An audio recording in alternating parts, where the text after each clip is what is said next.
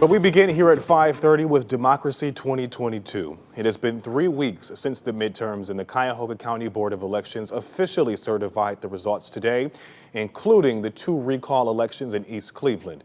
Morgan Trowell joining us live now from the newsroom. And Morgan, you are taking a closer look at what happened when voters tried to remove both the East Cleveland mayor and councilman from their positions.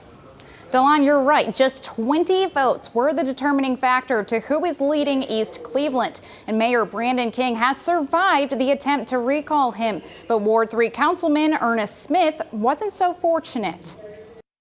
Some East Cleveland voters, like Latik Shabazz, are fighting back against the leaders they say aren't making a difference. Every other street light is out, okay? And some of the street signs are down. And some that voters say are making a difference for the worse. I got a slight misdemeanor that I have to address to the people. But enough voters were like Councilman Nathaniel Martin, who says the recall efforts against the mayor are not productive. East Cleveland Mayor Brandon King was accused by some voters of misusing city funds, but he survived the attempts to remove him from office by just 19 votes. Above all, I want my vote to count.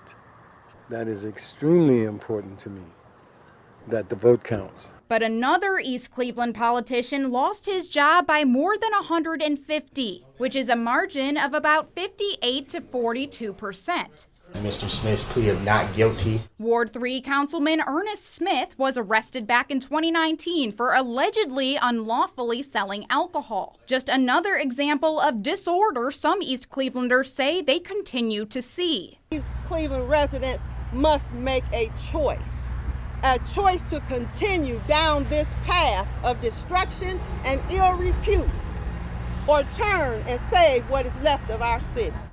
Neither of these races will trigger an automatic recount, but the Cuyahoga County Board of Elections says they will conduct them if asked. We reached out to both King and Smith, but haven't heard back.